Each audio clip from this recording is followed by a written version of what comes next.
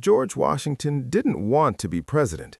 He wanted to go home, tend his farm, and live in peace. But history had other plans, and the survival of the United States depended on his answer. Today, we're diving deep into the story of America's first president, George Washington. Now, I know what you're thinking. Powdered wig, dollar bill, cherry tree. We all know the basics. But what if I told you the man we call the father of his country never actually wanted the top job? That's right. The presidency for Washington wasn't a prize to be won, but a duty he felt he couldn't refuse. This is the story of the reluctant president, a man who desperately wanted a quiet life but was called to lead a nation. It's a story that reveals so much about his character and the fragile beginnings of the United States. So, let's peel back the layers of the myth and meet the real George Washington. After the brutal, draining years of the Revolutionary War, all Washington wanted was to go home. Home, for him, was Mount Vernon, his beloved plantation in Virginia. He had spent 8 long years away, leading the Continental Army through incredible hardship. He dreamed of being a farmer, of experimenting with new crops, of enjoying the peace and quiet of his estate with his wife, Martha.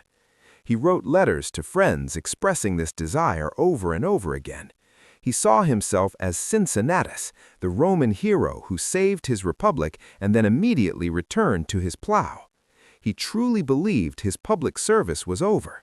He had given his all for the cause of liberty, and now it was time for someone else to carry the torch. But the country he had helped create was in trouble.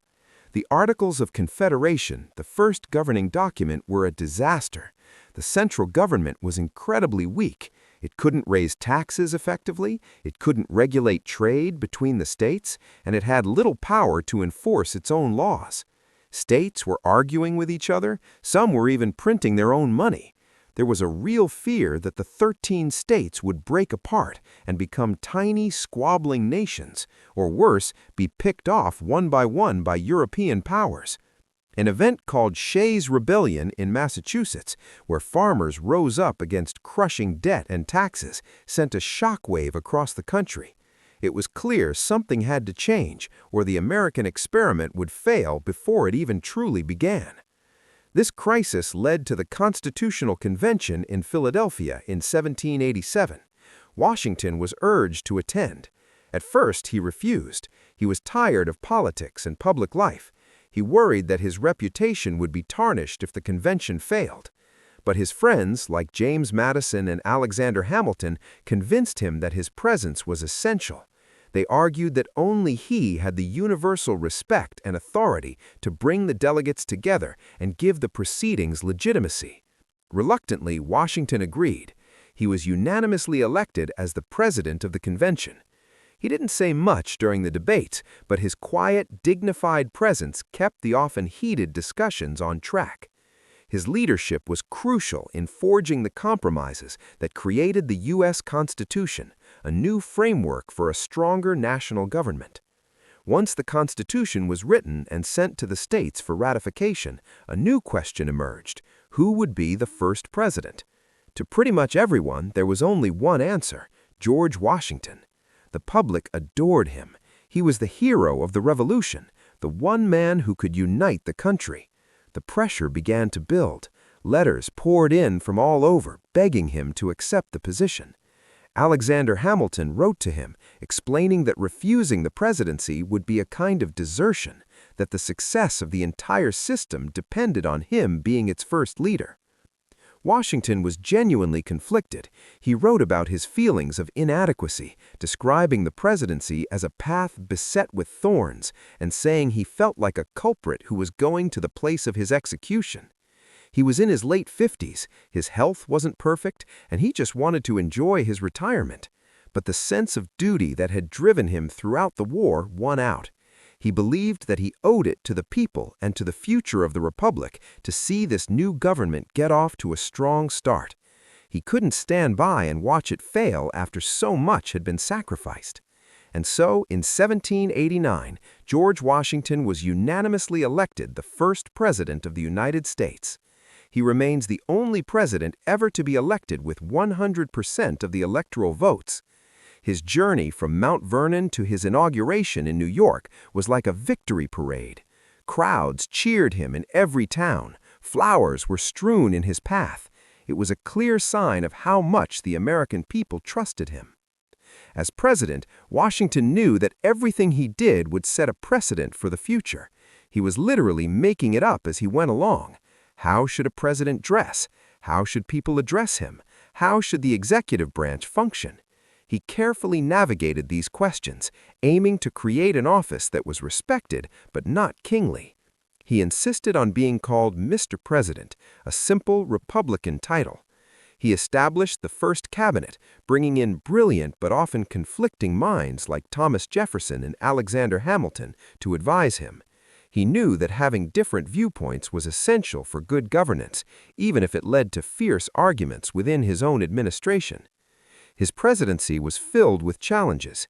He had to guide the nation through the Whiskey Rebellion, a tax protest in western Pennsylvania. His decisive action showed that the new federal government could and would enforce its laws. In foreign policy, he had an even trickier path to walk. When war broke out between France and Britain, many Americans wanted to side with France, their ally in the Revolution.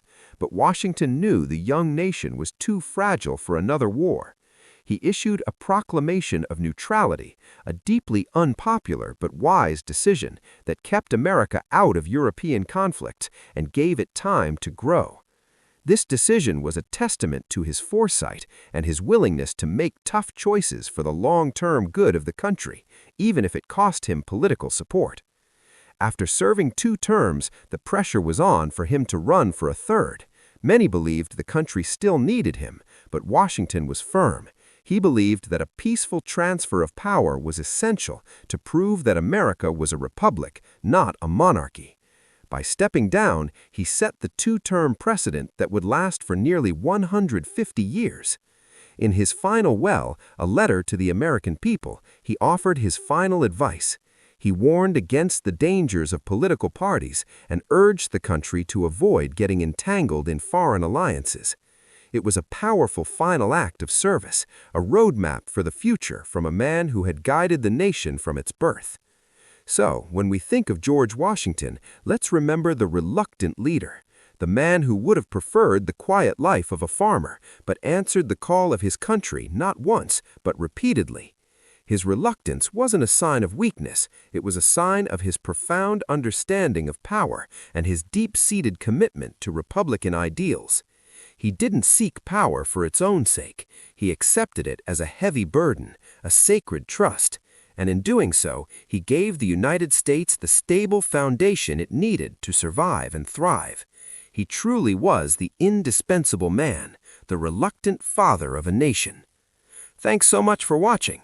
If you enjoyed this look into a different side of history, make sure to hit that like button and subscribe for more videos. Let me know in the comments what other historical figures you'd like to learn more about. See you next time.